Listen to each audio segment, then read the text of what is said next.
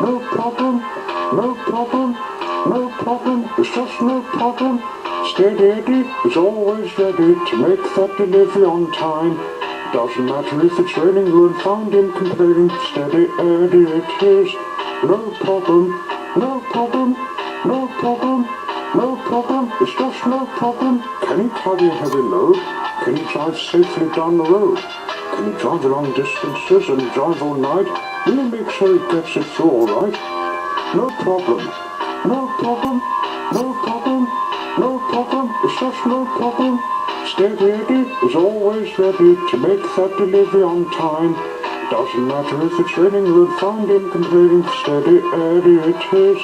No problem, nope, I can do it, I really can. I can assure you I can make it through the delivery with no problems.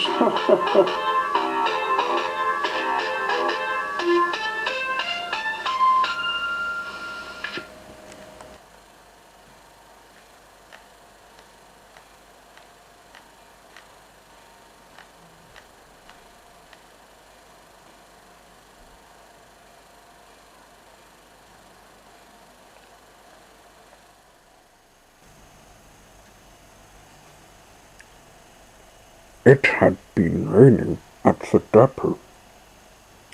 Steady Eddie was feeling down. Brrr, it's so cold today, Jock, said Steady Eddie. It's taking me back to when we went to Scotland. Tasmania and Scotland have a temperature difference, Eddie, said Jock. Here, it's warm, and up there, it's cold. It's also the same in New Zealand, said Loretta. The country hasn't been visited. Oh, that reminds me, said Steady Eddie. Tom said he met another tractor called Master Ferguson. They're the best of friends. You did say, said Jock. That country has a milk tanker that takes milk. We talked of our jobs, not the same as we met at Auckland. All of a sudden, the trucks caught sight of a figure coming towards the depot from the forest Eddie saw at the end of another day. I didn't mean you any harm, said Princess Luna, walking in from the wet. I'm wanting you to take me to New Zealand, Steady Eddie, because there's a fairy that wants to visit Tasmania. Morning, Luna. Nice to meet you, not be Nightmare Moon, said Eddie. Jock and Loretta wouldn't believe it if I told them. Yes, we do, Steady Eddie. I've been to Sleeping Main, and Twilight told us her history of when she got stuck in the moon, said Loretta. But she's changed, said Jock. She's a sister of Celestia. You are kind of saying my history was a sad one, said Luna. And I never wanted to do that again. Here, take this blanket. We can't have you wet, said Eddie. She's not alone. Look who's walking out of the wet too. It was Twilight, who was cold. Hello, she said. Can either of you get me warm, please? I've taken a cold snap from the mountain tops. I can't fly due to my wing coat. It's our day off, so we'll get you a hot bath to get you warm.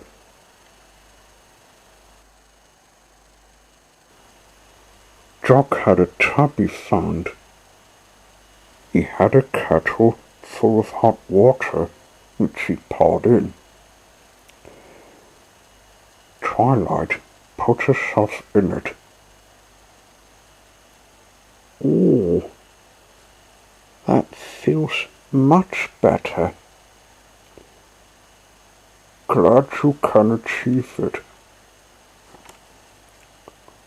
Luna was dry, so got in Eddie's cab.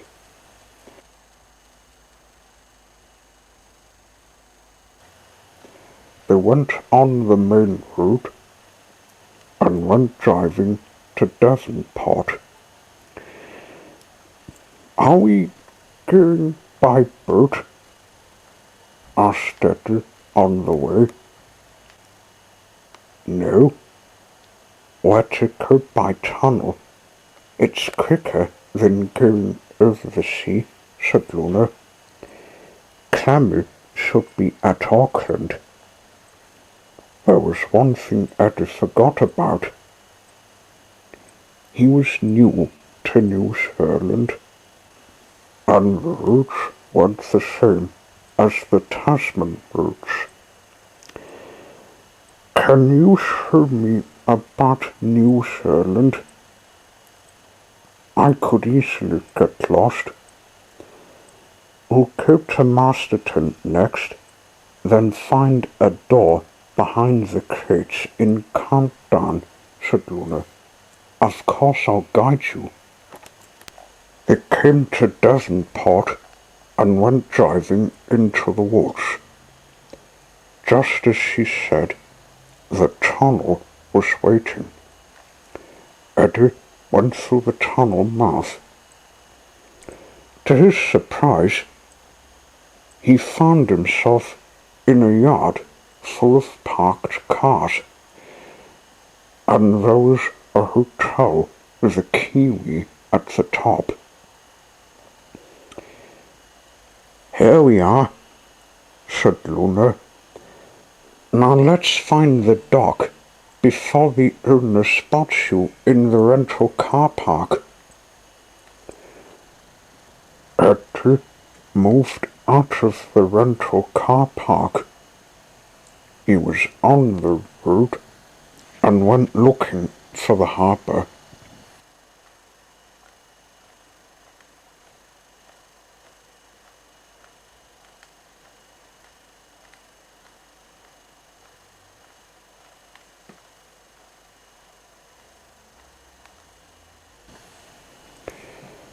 In no time, he found the harbour and Clammy, but he didn't look happy. Hello, Clammy. I'm Steady Eddie, said Eddie. Why are you sad? Oh, hello, said Clammy. I've been getting some letter from my first maker, Philk. New Zealand's high school has a workshop. He went there, but left when he realized his secret build would get discovered. Clammy told him his story of when he was built against the law by Philk, who thought his troubles would be over, but they weren't. He never went to school again, and was back to being a nugget boy again, living in a house just somewhere in Masterton. He didn't want his boat to see him and let anyone find him. What on earth is he doing, hiding himself in Masterton? Asked Eddie. Luna and me are going there. He wants to not let the orphanage know his movement, said Clammy. We must move carefully so as to keep myself out of the search war. It's a risk you're taking, said Luna. But if anyone asks where Filk is, we give them the slip. You can travel in my trailer. I hope I don't get stopped, said Eddie. Clammy asked his foreman if Eddie could take him. He said yes and left to attend his papers. Luna put the ferry in Eddie's trailer and the journey home began. Eddie went straight onto the main road and started looking for Masterton, being careful not to run into police cars. Matter comes first, Luna said. We'll need to stop for petrol soon. I'm glad we saved his life from the police, said Eddie. Let's keep our visit calm. I want to tour the country when driving on it. Eddie wanted to learn New Zealand's key locations. He did realize his holiday was not planned because he wasn't staying here. Luna planned his field trip for Clammy's sake and safety. He passed a station with a crossing with opened gates. James was passing through. Goods coming through, he said. The gates closed, so Eddie had to wait.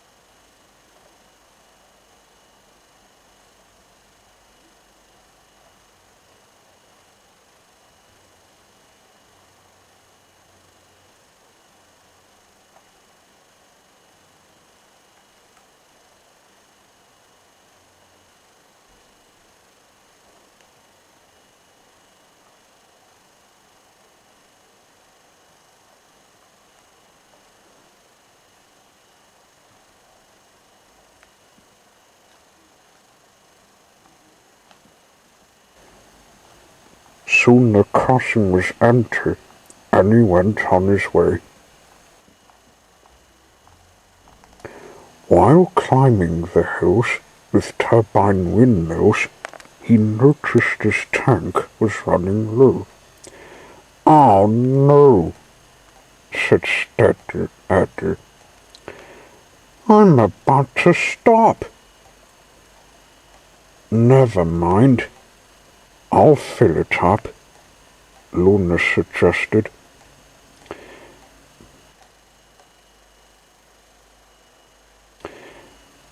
Eddie stopped. Luna, using her magic, filled up his tank. Then they set off again. At last, they came to Masterton.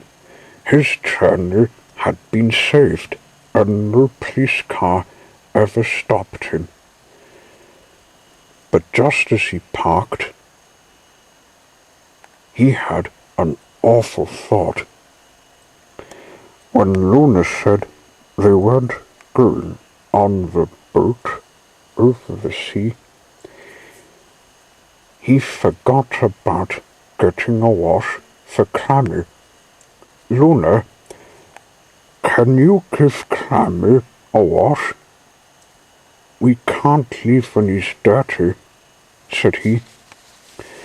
We'll find a warehouse to get him clean first. There's an empty one over there, said Luna. While I'm doing it, you might look for Countdown. When parking in a nearby building, Luna unloaded Clammy from his trailer. Then he went looking for the shop. It wasn't far away. He saw it meters away from the warehouse. With the shop was a storage shed with crates stored inside. Aha, said Eddie. This adventure is full of surprises. The shed might have a secret door behind the crates. What's more, I could have to go to the harbor. He went back to the warehouse. Clammy was cleaned up, and Luna put him back in the trailer. I best get back to Twilight, so you're on your own to get home, she said. She vanished. Eddie moved on. He couldn't believe he was looking in Masterton himself. At least he wasn't lost. The supermarket was the place to sneak into the storage shed. With one more look at the destination, he sidled to the car park.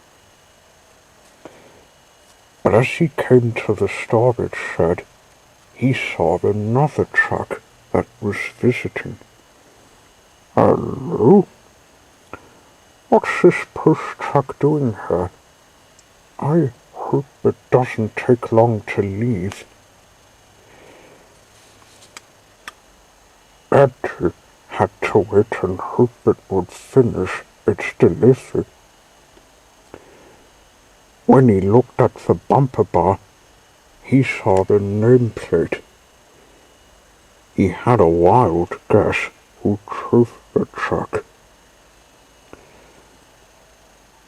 Beside it was Postman Pat, Cleandale's postman. Hello, Pat. Where's your post van with Royal Carn ER mail? Said Eddie. I'm still using it, Eddie. It's at the post office area. This truck holds big parcels, said Pat. It's a special delivery service I'm doing. That's new, said Eddie. When are you finished with the delivery? Oh, it's done. I'd better go. It's empty, Foreman says. Pat got in his truck and drove off to the post office. Eddie could see his chance. The shed was empty, so he could easily get in. If he could get past the foreman. This was a delay he wanted to fight. He looked everywhere of the car park to see what can distract him. He saw the crate left alone. It soon gave him an idea. Aha! I know. If he turns to the loose crate, I'll sneak in and get behind the crates, thought Eddie. So he said to the foreman, Can you attend to that crate, sir? Someone must have dropped it. Oh, not again, said the foreman. he went to find his assistant. The truck slipped into the shed. He went behind the crates and found the door waiting. "Home, here I come," he said. He came upon a button to open it. Quickly, he pressed it.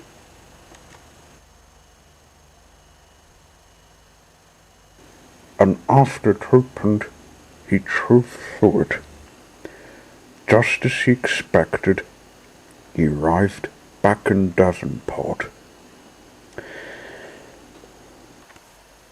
"Better get you to somewhere."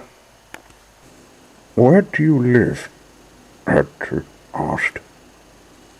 "Snugstead, Eddie. It's where Fred lives," said Clammy.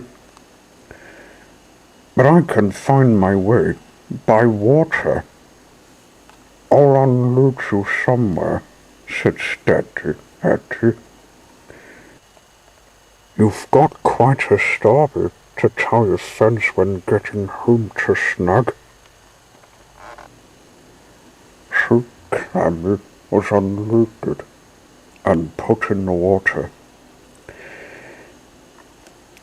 "I've got my records, so we're out of law clutch. By then, maybe I can visit Snug."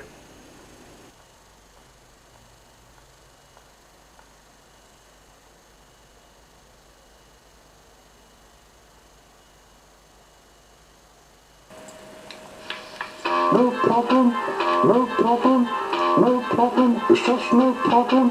Steady Eddie is always ready to make that delivery on time. Doesn't matter if it's raining, you won't find him complaining. Steady Eddie it is. No problem, no problem, no problem, no problem, it's just no problem. Can he carry a heavy load? Can he drive safely down the road? Can he drive long distances and drive all night? We'll make sure he gets it through all right. No problem, no problem, no problem, no problem, it's just no problem. Steady Eddie is always ready to make that delivery on time. Doesn't matter if it's raining, we'll find him complaining. Steady Eddie it is. No problem, no, I can do it, I really can. I can assure you I can make it through the delivery with no problems.